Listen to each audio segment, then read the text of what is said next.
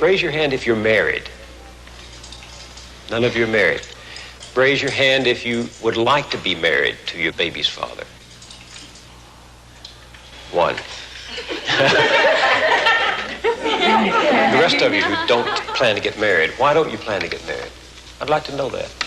You already have your child to think about, and then a whole family to care for. You know, it's a lot of responsibility.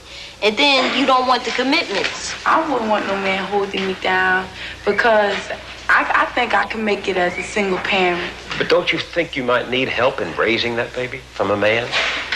Not really. I didn't have a father. My father wasn't in the home, so, you know, it really, male figures are not substantially important in the family. I ain't thinking about holding up for no sex, my man. You know, if a girl, you know, she get having a baby, carrying a baby, hey, that's on her. You know, I'm not gonna stop my pleasures because of another woman. What about birth control? What about condoms? Girls don't like them things. They don't like them things. Girl tell you to take them things off. They figure that you saying that they filthy or they dirty or something. It's been a startling change in values.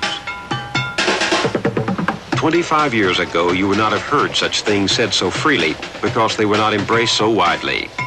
The strong family was still the backbone of Black America, and 3 out of 4 children had both parents at home. That is true no longer. Most Black children are now growing up without their fathers. The result is a world turned upside down as children copy what they see and repeat what they learn. LaDawn said she didn't have a father in her home and doesn't think her children need one. She's not unusual. Half the Black families today are headed only by a woman.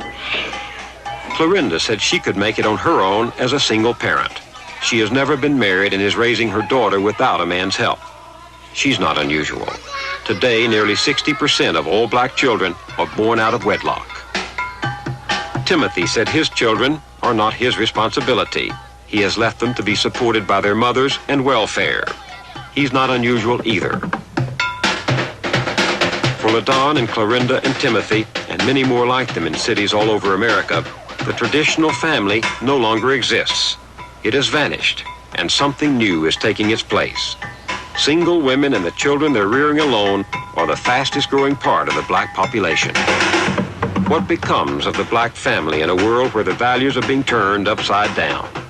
If the parent is 17 and 18, uneducated, unmotivated, fooling around, wandering around, what's the child going to learn? Who's to teach him? When you learned something, you was taught by your parents. It was reinforced by school and your neighbors, but it was taught by your parents. Well, if the parents don't know anything, how are they going to teach the children? So it's not racism that I'm fighting right now. It's the lack of motivation. See, I'm not even talking about racism. Maybe later on we'll get back to that. But I think we are destroying ourselves.